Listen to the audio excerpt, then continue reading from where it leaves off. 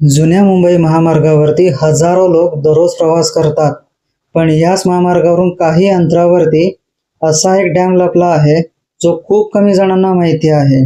तर हाच डॅम पाहण्यासाठी आपण आज निघालो आहोत. तर आपण या निसर्गरम्य आणि शांत वातावरणात लपलेला हा जो डॅम आहे त्याचा आपण आज शोध घेणार आहोत. तर हा डॅम नक्की कुठे आहे, ते कसं पोचायचं आणि खरंच तिथे काही पाहण्यासारखं आहे का? तर नमस्कार मंडळी, मी कौस्तुभ ट्रॅव्हल विथ कौस्तुभ या मराठमोळ्या यूट्यूब चॅनलमध्ये आपले स्वागत करीत आहे. तर चला मंडळी, हा निसर्गरम्य वातावरणामधला प्रवासाला आपण सुरुवात करूया. आज आपण ज्या रस्त्यावरून प्रवास करतो त्या रस्त्याने हजारो नव्हे लाखो प्रवास पाहिले आहेत. हा रस्ता अनेकांच्या आठवणीचा भाग आहे, तर काहींसाठी इतिहासाचं जिवंत पान आहे. आज आपण जाणून घेणार आहोत जुन्या मुंबई पुणे हायवेची अशी काही रहस्य आणि रंजक गोष्टी ज्या कदाचित तुम्हालाही माहीत नसतील. मुंबई आणि पुणे यांना जोडणारा हा मार्ग अनेक दशकांपर्यंत महाराष्ट्राचा सर्वात महत्त्वाचा महामार्ग होता. एक्सप्रेसवे सुरू होण्यापूर्वी प्रत्येक प्रवासी, ट्रक आणि एसटी बस याच रस्त्यावरून जात असे. पूर्वी या मार्गाला राष्ट्रीय महामार्ग क्रमांक 4 म्हणजेच NH4 म्हणून ओळखले जात होतं. आता हा राष्ट्रीय महामार्ग NH48चा भाग आहे. या रस्त्याचा सर्वात रोमांचक भाग म्हणजे बोरघाट. सह्याद्रीच्या या घाटाने शेकडो वर्षापासून व्यापारी, सैनिक आणि प्रवाशांचा प्रवास पाहिला आहे. ब्रिटिश काळात मुंबई बंदरातून येणारा माल पुणे आणि दख्खन भागात पोहोचवण्यासाठी हा घाट अत्यंत महत्त्वाचा होता.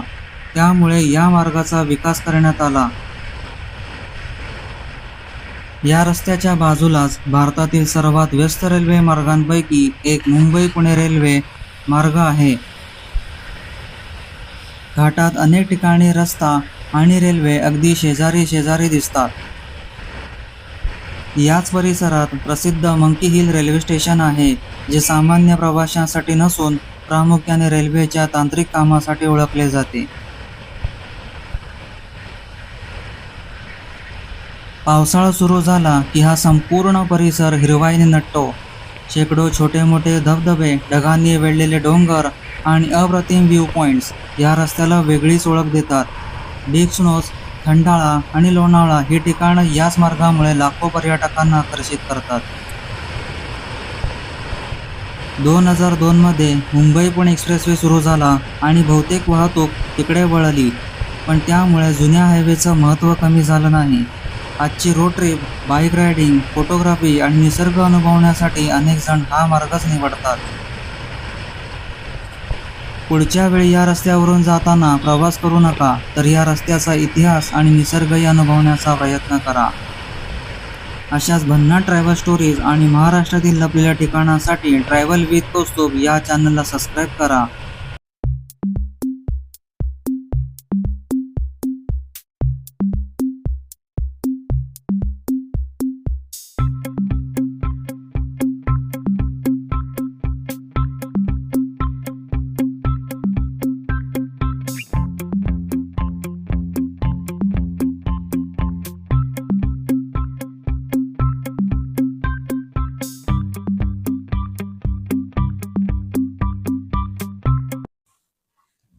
कर्जत फाटा सोडून पुढे आल्यावर 5 किलोमीटरवर एक डाव्या साईडला स्वागत हॉटेल दिसेल. त्याला लागूनच एक रस्ता आत गावामध्ये जातो आणि ते गाव म्हणजे कलोते गाव. याच मार्गिकेने पुढे जात राहावे.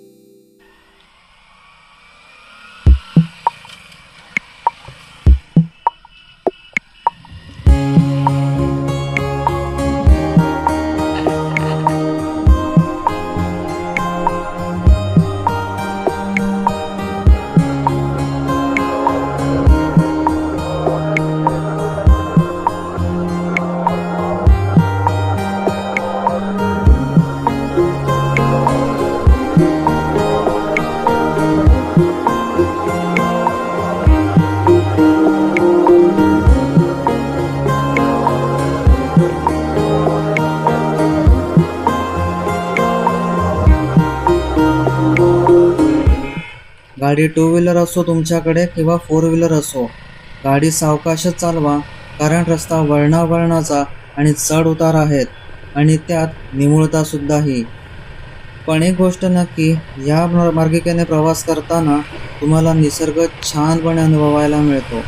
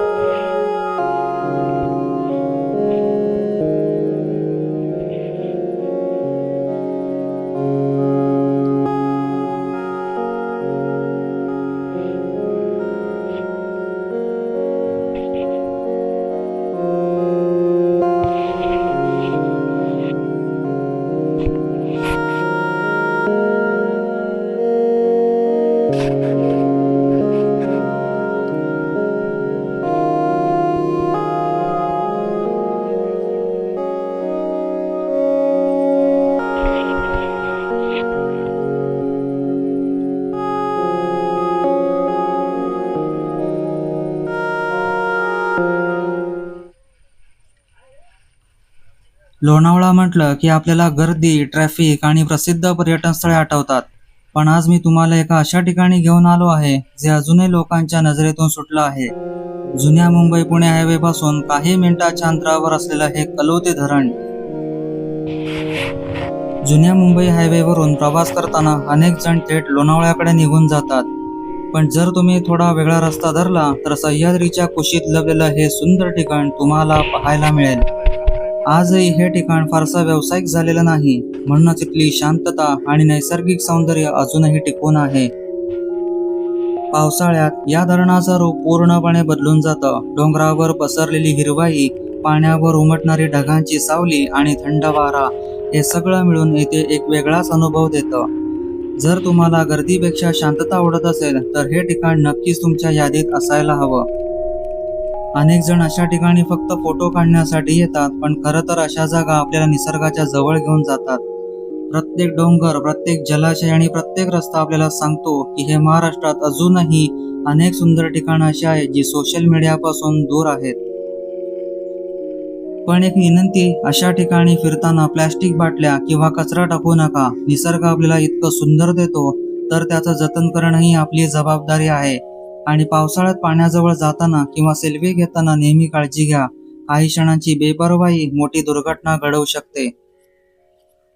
कलोते धरण हे फक्त पर्यटन स्थळ नाही, तर शहराच्या गोंगाटापासून काही काळ दूर जाऊन निसर्ग अनुभवण्याची एक संधी आहे. तुम्ही येथे आला असाल तर तुमचा अनुभव कमेंटमध्ये नक्की सांगा. आणि या महाराष्ट्रातील अशीच कमी प्रसिद्ध पण सुंदर ठिकाणं पाहण्यासाठी ट्रॅव्हल विथ कौस्तुभला सबस्क्राईब करायला विसरू नका.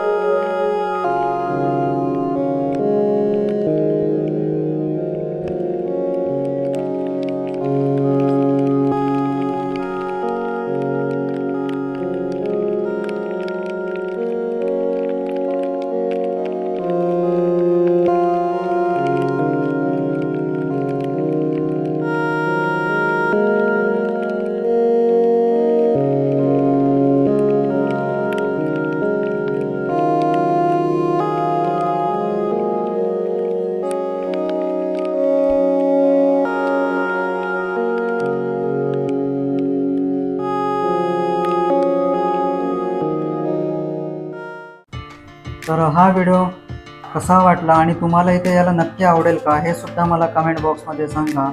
आणि हा व्हिडिओ आपण आता इथेच थांबवत आहोत. भेटूया एका पुढील नवीन व्हिडिओमध्ये. तोपर्यंत काळजी घ्या आणि सेफ ड्रायव्हिंग करा. तर चला मंडळी, भेटूया एका पुढील नवीन व्हिडिओमध्ये. तोपर्यंत बाय.